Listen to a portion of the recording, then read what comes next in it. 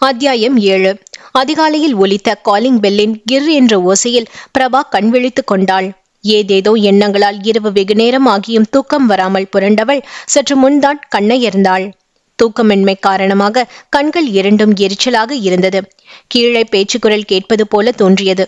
மகன் வருமுன் எழுந்து பாத்ரூமுக்குள் நுழைந்தவள் காலை கடன்களை முடித்துவிட்டு குளித்துவிட்டே வெளியில் வந்தாள். மாடியில் இருந்து கீழே இறங்கி வரும்போதே கீழே ஹாலில் பேச்சுக்குரல் கேட்டது. கீழே இறங்கி ஹாலில் நுழைந்ததும் கௌதமுடன் பேசிக் கொண்டிருந்த வேணு அவளை பார்த்ததும் திகைப்பில் எழுந்து நின்றார். பிரபாவுக்கும் வேணுவை பார்த்தவுடன் தன்னை அறியாமல் கண்களில் கண்ணீர் திரண்டு கண்களை மறைத்தது.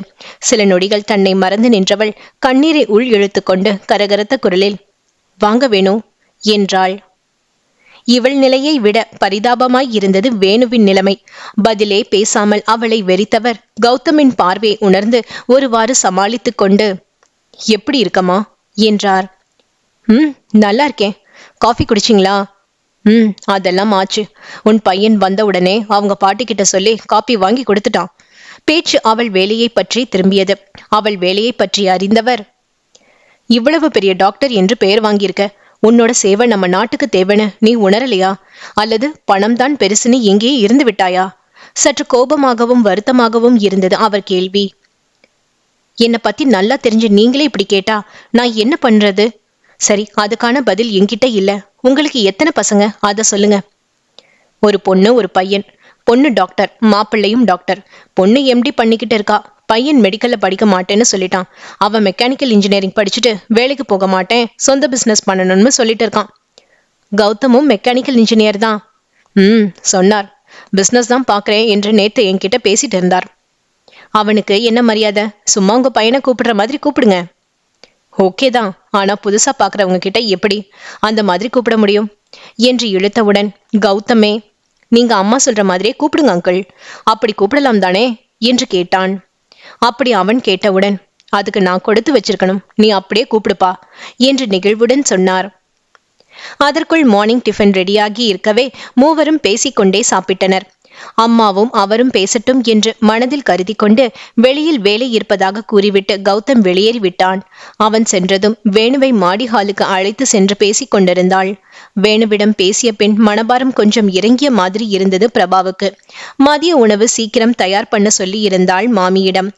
உணவு தயாரானதும் பிரபாவுக்கு அழைத்தவர், "பிரபா, சாப்பாடு ரெடியா இருக்கு. நான் கொஞ்சம் படுத்து எழுந்துக்கிறேன். நீ கொஞ்சம் பாத்துக்கிறாயா?"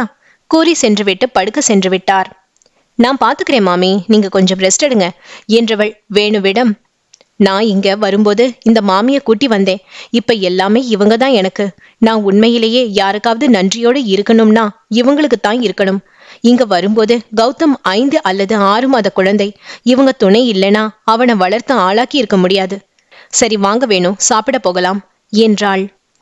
"கௌதமையும் கூப்பிடு, சேர்ந்து சாப்பிடலாம். அப்படியே என்னை ஏர்போர்ட்ல டிராப் பண்ண சொல்லு."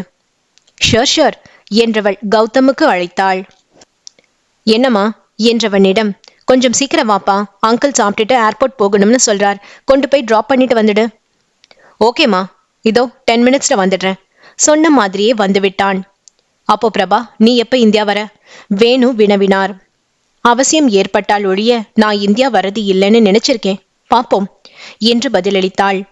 வேணு சொல்லிக் கொண்டு கிளம்பினார். அவரை ஏர்போர்ட்டில் விட்டுவிட்டு வருவதாக சொல்லி கௌதமும் கிளம்பினான். காரில் ஏறியதும் வேணு கேட்கும் கேள்விகளுக்கு பதிலளித்துக் கொண்டு வந்தவன் சற்று தூரம் சென்றதும், "அங்கிள், உங்களை ஒன்று கேட்கலாமா?" என்றான். என்ன என்பது போல் பார்த்தவரிடம், "எங்க அம்மாவுக்கும் அப்பாவுக்கும் என்ன பிரச்சனை? ஏன் டைவர்ஸ் பண்ணினாங்க? உங்களுக்கு ஏதாவது தெரியுமா?" என்று கேட்டான். "உங்க அம்மா அப்பாவை டைவர்ஸ் பண்ணிட்டாங்கன்னு உனக்கு யார் சொன்னா?" "எங்க அம்மா தான். விவரம் தெரியும் போது ஒரு தடவை நான் எங்க அப்பாவை பத்தி கேட்டதுக்கு அவங்க தான், எங்க 2 பேருக்கும் டைவர்ஸ் ஆகிவிட்டது, அவரை பத்தி என்கிட்ட கேட்க கூடாது, நான் தான் உனக்கு எல்லாம் அப்படின்னு என்கிட்ட சொல்லிட்டாங்க. இந்த ஊர்ல இது எல்லாம் சகஜம் அப்படிங்கறதால நானும் அதை பெருசா எடுத்துக்கல. இத்தனை வருஷத்துல எங்க அம்மா கலங்கி நான் இன்னைக்குதான் பார்த்திருக்கிறேன்.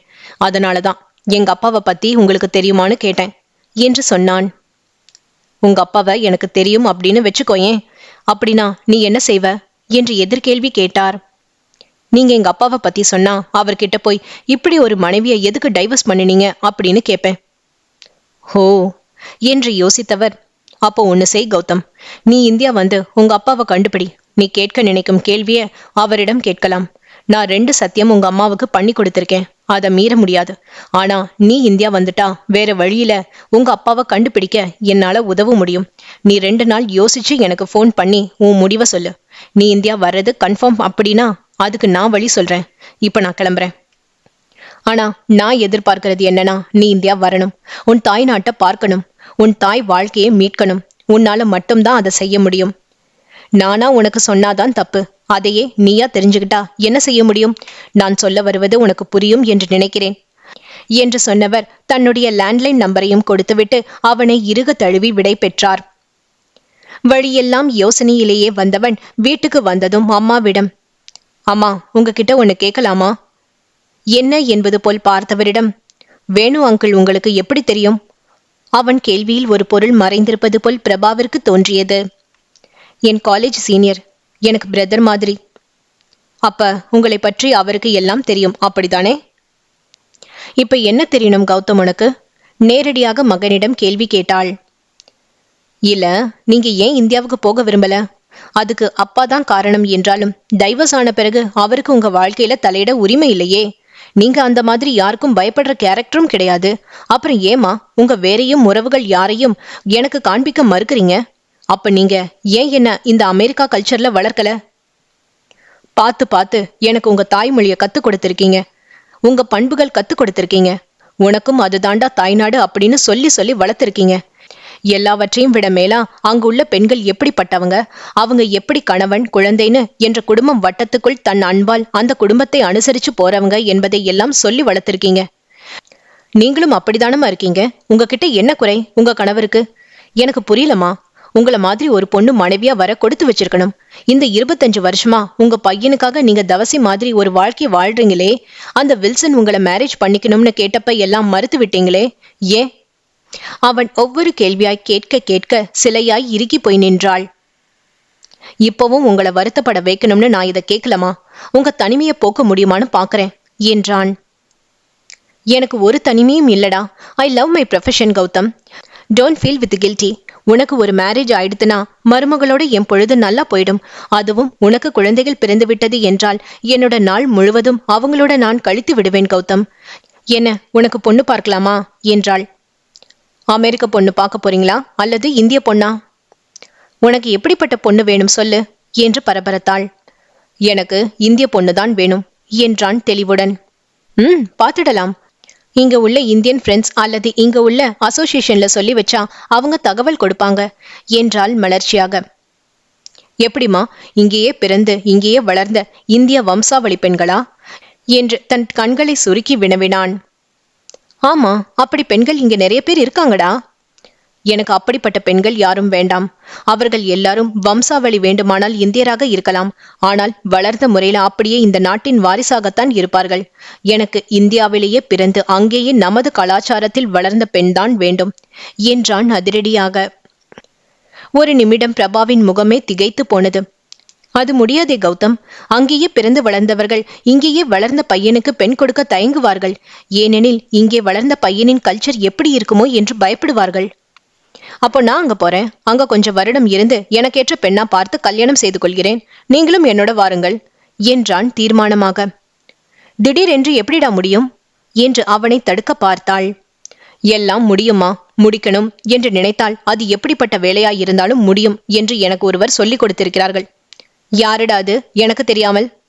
மிஸ்ஸஸ் பிரபாவதி என்றவன் அம்மா அடுத்த வார்த்தை பேசும் முன் மாடியை நோக்கி விரைந்தான்.